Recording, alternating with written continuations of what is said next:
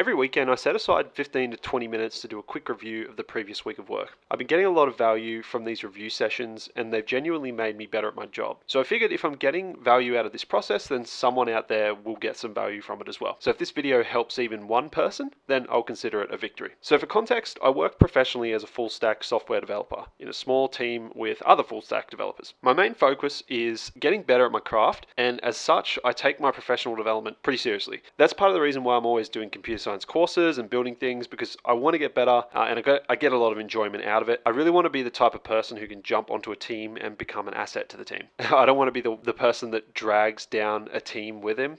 So as part of that goal, I do my weekly review where the idea is to memorize things I've learned in the past week so that ideally the next time I run into a similar problem, I'll be able to solve it a lot easier and faster and overall become a more proficient developer. I've been doing these weekly reviews for the past 4 months and I've really solidified a lot of the learnings I've had over that period. Without these reviews, usually I'll solve a problem at work or learn something new, and then a month goes by and I've completely forgotten what I've learned. This isn't the case anymore, and I've been able to retain a lot of the knowledge that I've learned, and I hope my team leader has noticed, because it's pretty rare now that I ask him for help. Most problems I run into I can solve by myself, and I don't have to waste my team lead's time by constantly asking him for help. So let's get into the process. It's nothing fancy. Basically, as I'm working and I run into a problem, then figure out the solution, I just write it down in a little bubble thingy in my notebook. This could be anything, like a specific problem related to our in-house proprietary stack, or it could be if I learned a new feature of TypeScript or something. Like a while ago, one of my coworkers showed me how to use generics in TypeScript, so I wrote it down in my notebook so that I can review it later.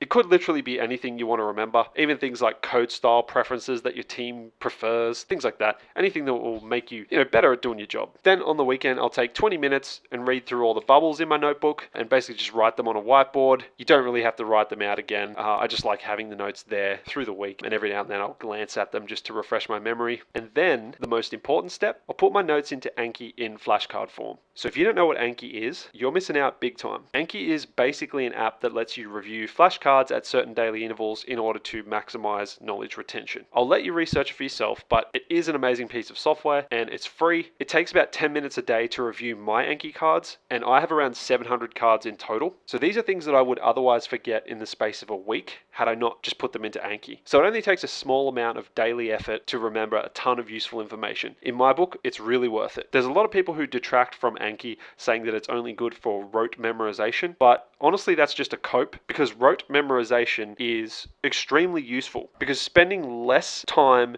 researching things that you could have easily just remembered and saving your mental stack resources for actually problem solving is really beneficial on the job, because you only have a limited amount of time throughout the day before you start to get tired and your performance starts declining. So from my experience, Anki is absolutely worth it. Here's an example of a card that I wrote. After you've used group by on an array, how do you sort the values inside each group? This is something that I learned on the job from my team lead, and this isn't something that you can easily Google. So I now have this trick in my toolkit for the future forever. Here's another example from our proprietary stack. Again, something that you can't Google. And another example. This one specifically, I ran into the issue where I could not get deep linking working on the simulator, and I had to ask my team lead, and it turns out you can't use it on the simulator.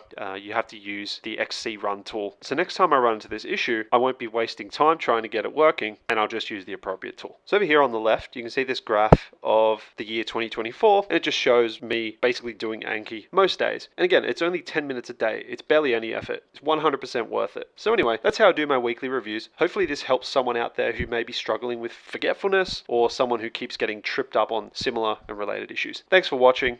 Catch you guys later.